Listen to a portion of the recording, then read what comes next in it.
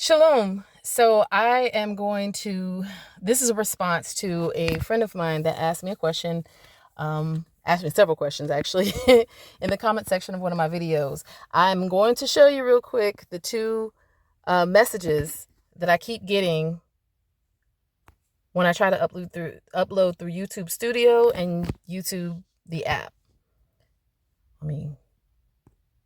So this one right here at the bottom, request contains invalid argument. And then this one right here, there was a problem with the server 400. It will not let me submit this answer. And to me, I have my thoughts, feelings about that. But anyway, so I'm making this video to answer the question that was asked. And I'm doing this so anybody that's reading those comments can also see the answer as well. It's not to embarrass anybody or call anybody out, so you can see the answer as well. So this is the answer to the question. I did what we're supposed to do, and I'm just going to read this. I'm not going to, I have some of the scriptures put out here, but the scripture references that I put on here, just go look them up, and you can pause this as I'm going through so you know what I'm saying if I don't actually write it out. But anyway, I did what we're supposed to do and came to Yahuwah as a little child and asked him to reveal himself and his son to me. He told me his name and what he named his son. Using the name Yahusha, I no longer have sleep paralysis, which before I couldn't get JC out of my mouth when I was going through sleep paralysis. I also was healed of fibroids that I had sorry. It's my son's bedtime. That I had since I was a teenager. And to me personally, this seems like something that JC just didn't seem to want to do no matter how devout I was. And that's not me being sarcastic. I was highly devout, but I still had these issues going on. Whereas with Yahusha, he very quickly healed that up for me. The apostles were led by the Ruach HaKodesh, which is the spirit of truth. Yahuwah is the creator. And again, the disciples of Yahusha wouldn't have given false witness of Yahusha by lying about what to call him, especially because his name is the name above all names and the only name by whom one shall be saved. This would go against their own culture to bear false witness, and that's Exodus 20:16, which tells us not to bear false witness against our neighbor. And as already mentioned, because we did have a whole conversation, so this is the reason why I'm saying that. As already mentioned, Yahusha didn't establish a religion. Yahusha came to set the captives free as the kinsman redeemer / bridegroom of his bride Yasharah, which is Israel. I also previously mentioned Ruach HaKodesh is our teacher and gave a reference point of Yehukanan or John 14, specifically verses 17 and 26, if that helps. So it's not personal interpretation, it's belief according to Yehukanan 6:28-29, which says the work of Yahuwah is to believe in the one whom he sent. Yahusha. That wasn't the term that would have originally been in Acts 11 because Hamashiach wasn't JC, but Yahusha Hamashiach. Hebrew names have meaning and function, and changing Yahusha's name goes against Exodus 20:7, which is not to take the name of Yahuwah in vain. And vain meaning to make his name meaningless. Giving him a name and his son a name that doesn't give a true witness to who they are is taking their names or their name in vain, their names in vain, and bearing false witness. So if you look up the word for fulfill in Matthew 5:17, it doesn't mean to do away with. Yahusha is the law of Yahuwah because he is the word of Yahuwah and did everything Yahuwah said to do. Hence, he fulfilled the law. And what does, if you love me, it's supposed to say love, you guys. If you love me, keep my commandments, mean to you. Also, read Matthew 24:12. And that's literally saying because of lawlessness, the love of many shall wax cold. So what law if it's done away with? What law is he referencing if the law of Yahuwah is done away with? Then my friend asked me about putting the old covenant above the new covenant. So my question is, what is the new covenant? So let's read Jeremiah 31:31-37. Behold, the days are coming, says Yahuwah, when I will make a new covenant with the house of Israel and with the house of Judah, not according to the covenant that I made with their fathers in the day that I took them by the hand to lead them out of the land of Egypt. My covenant which they broke, though I was a husband to them, says Yahuwah. But this is the covenant that I will make with the house of Israel After those days, says Yahuwah, I will put my law in their minds and write it on their hearts, and I will be their Eluah, and they shall be my people. No more shall every man teach his neighbor and every man his brother, saying, Know Yahuwah, for they all shall know me, from the least of them to the greatest of them, says Yahuwah. For I will forgive their iniquity and their sin I will remember no more.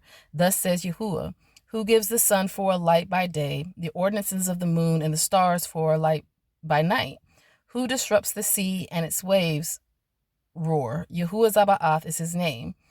If those ordinances depart from before me, says Yahuwah, then the seed of Israel shall also cease from being a nation before me forever. Thus says Yahuwah, if heaven above can be measured and the foundations of the earth searched out beneath, I will also cast off the seed of Israel for all that they have done, says Yahuwah.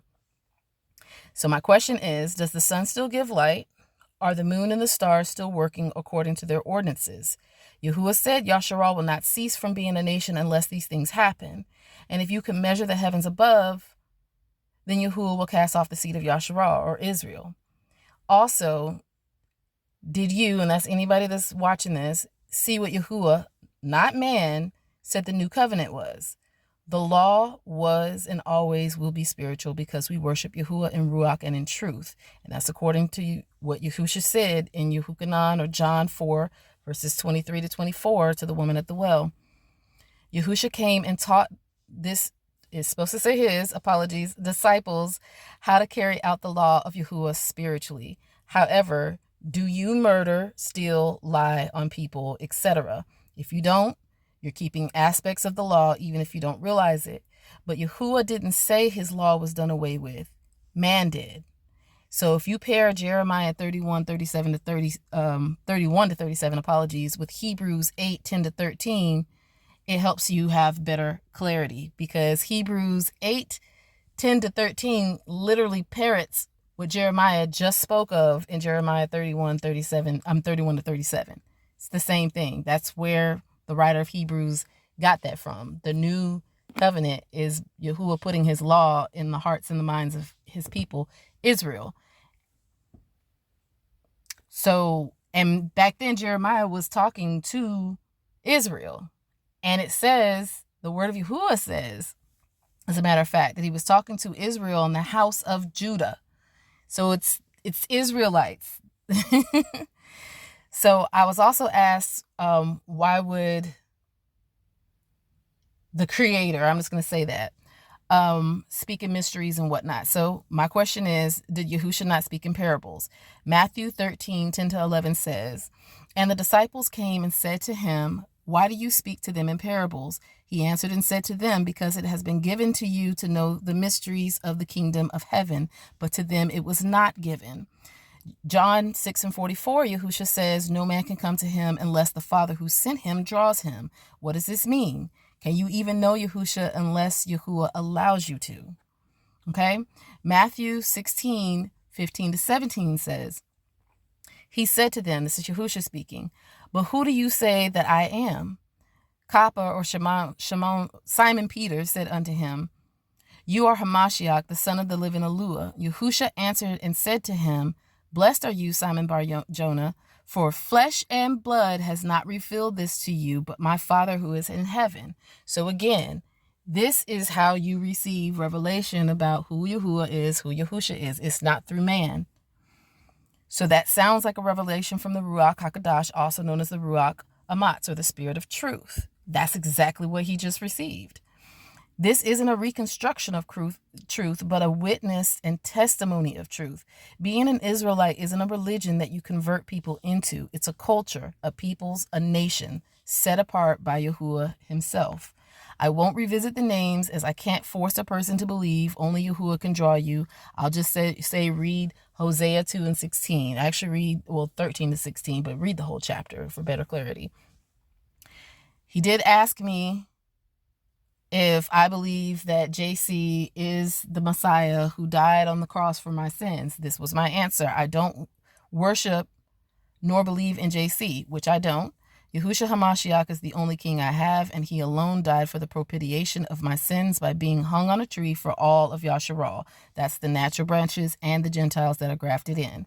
So I'm going to read Romans 11:11-27 for you.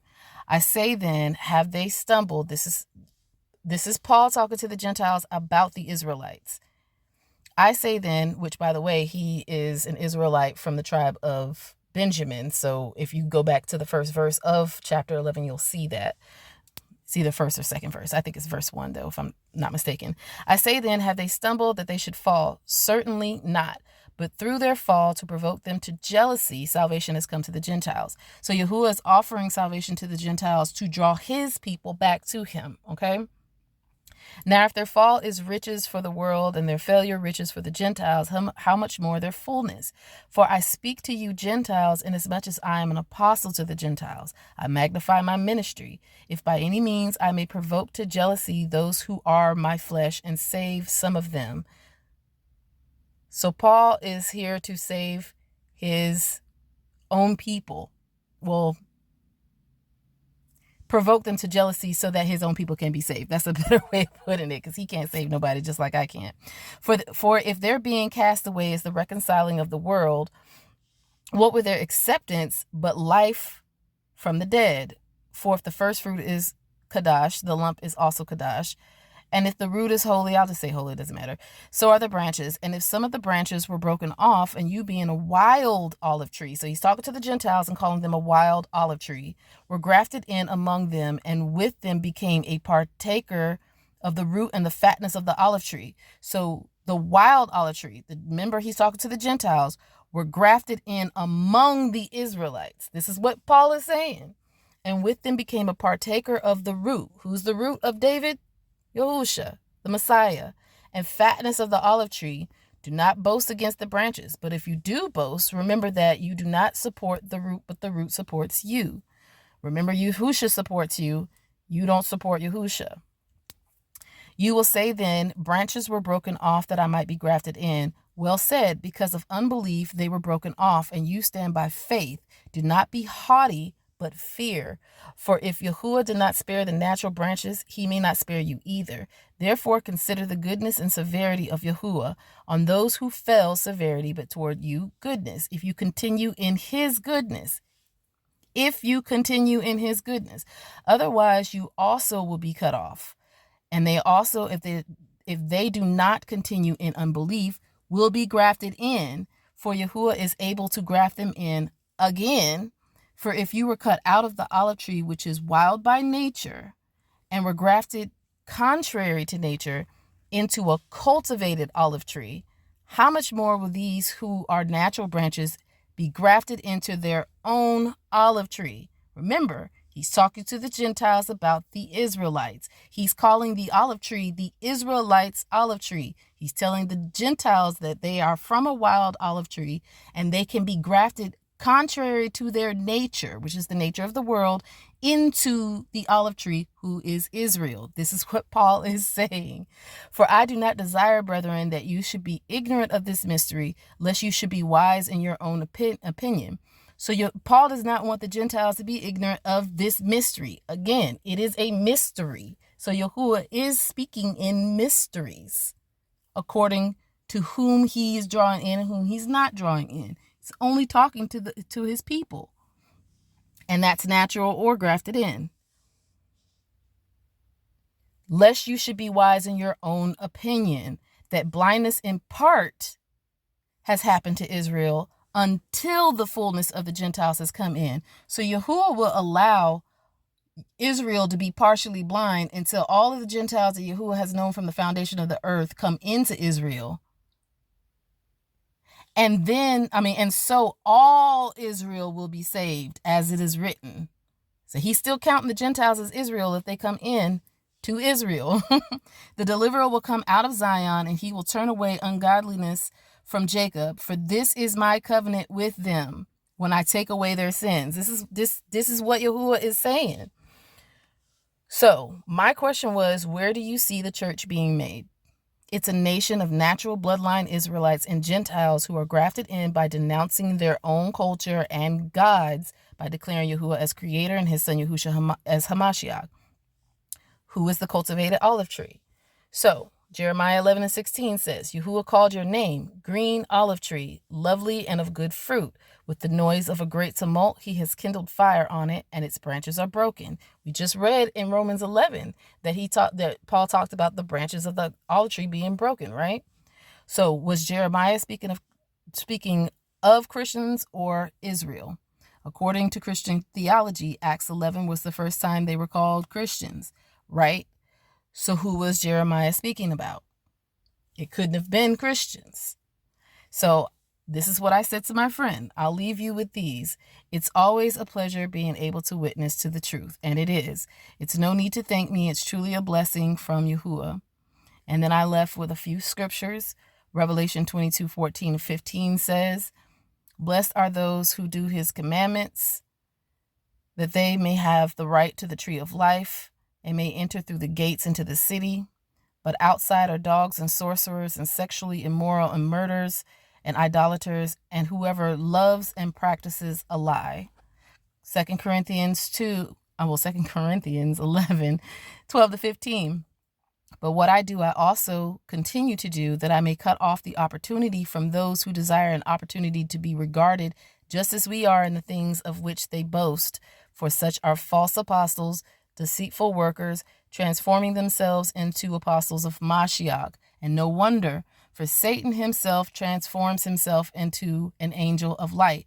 Therefore, it is no great thing if his ministers also transform themselves into ministers of righteousness, whose end will be according to their works. John 5:38-47. But you do not have his word abiding in you, because whom he sent, him you do not believe. You search the scriptures, for in them you think you have eternal life, and these are they which testify of me, but you are not willing to come to me that you may have life. I do not receive honor from men, but I know you, that you do not have the love of Yahuwah in you. I have come in my Father's name, and you do not receive me. If another comes in his own name, him you will receive. How can you believe who receives honor from one another and do not seek the honor that comes only from Yahuwah? Do not think that I shall accuse you to the Father. There is one who accuses you, Moses or Masha, in whom you trust. For if you believed Moses, you would believe me, for he wrote about me. But if you do not believe his writings, how will you believe my words? This is Yahusha speaking to the Jews back then, or the Israelites back then, because they was doing all kinds of weird stuff too.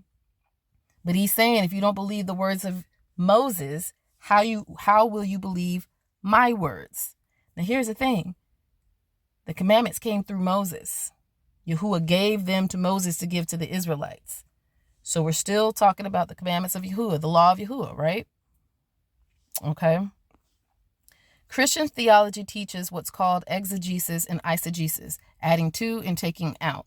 This is what Yahuwah says about that.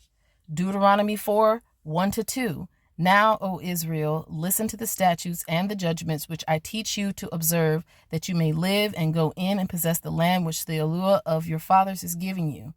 You shall not add to the word which I command you, nor take from it, that you may keep the commandments of Yahuwah your Eluah, which I command you. Revelation 22:18-19 for the New Testament only folks. For I testify to everyone who hears the words of the prophecy of this book. If anyone adds to these things, Yahuwah will add to him the plagues that are written in this book. And if anyone takes away from the words of the book of this prophecy, Yahuwah shall take away his part from the book of life, from the holy city, which is the renewed Jerusalem, and from the things which are written in this book. And go to Revelation 21 to know that the holy city is the renewed Jerusalem, and I'm not just speaking outside of my neck. So I didn't write this, but one of the apostles did. John. Paul wrote Romans. Yahusha's words/teachings were recorded in Matthew and John. This is not personal opinion, but Yahuwah's word. And then I said, shalom, friend, because this is a very nice I don't know how old he is, but this is a very nice man. I met him a few years ago, and I apologize for having to do this in video form, but again, I couldn't get my answer to you because of what I showed you at the beginning. YouTube would not let me give you these answers. But I do pray that if you're watching this, you'll go and you'll read through. And for anybody else that is watching this, that you would go through, look at the scripture references, and then seek Yahuwah. That's what you should always do. Seek Yahuwah, because we're supposed to come to him as little children. All right. I pray this answered your question. Shalom.